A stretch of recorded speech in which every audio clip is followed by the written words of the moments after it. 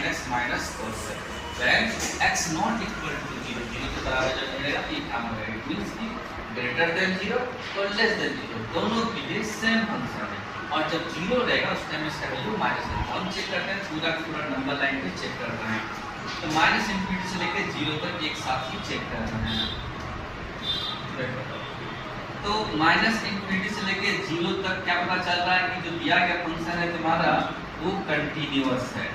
क्यों? क्योंकि दो कंटीन्यूअस फंक्शन का ये क्या हो रहा है, घटा हो रहा है।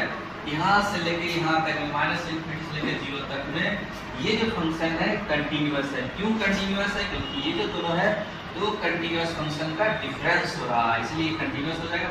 Same to same similarly 0 to plus infinity given function is continuous being a difference of two continuous function। अब हम चेक करेंगे 0 पे चेक है क्योंकि 0 पे ही चेक करना बाकी रह गया है। 0 पे लेफ्ट साइड का लिमिट लगाना है 0 f 0 minus f तो 0 minus h तो जहां जहां x है वहां वहां हमको 0 minus h पुट कर देना है।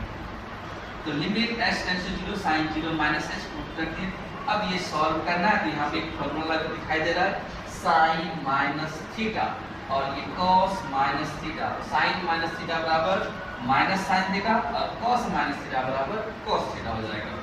अब h का वैल्यू पुट कर देते हैं। h का वैल्यू 0 है, sin 0 का वैल्यू 0 और cos 0 का वैल्यू 1 इट मींस का वैल्यू -1।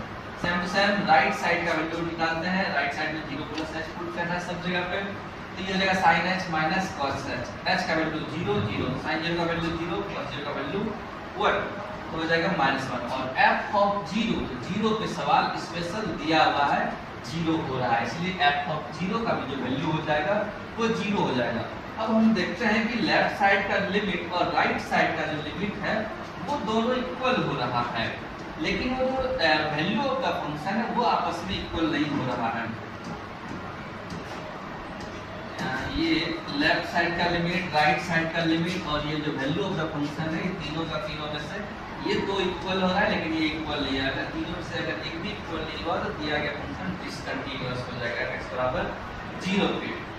तो 0 के लिए डिसकंटीन्यूअस हो जाएगा। इट मींस कि गिवन फंक्शन जो है वो एवरीवेयर कंटीन्यूअस हो रहा है except at x equal to 0 यानी 0 पे छोड़ के दिया गया सवाल कंटीन्यूअस है। और ये जो 0 पे डिसकंटीन्यूअस हो रहा है ये किस टाइप का डिसकंटीन्यूअस हो रहा है? तो ये रिमूवल डिसकंटीन्यूअस हो रहा है। काइंड ऑफ डिसकंटीन्यूटी तो 4 है डिसकंटीन्यूअस तो उसमें से ये रिमूवल डिसकंटीन्यूटी का ये फंक्शन है।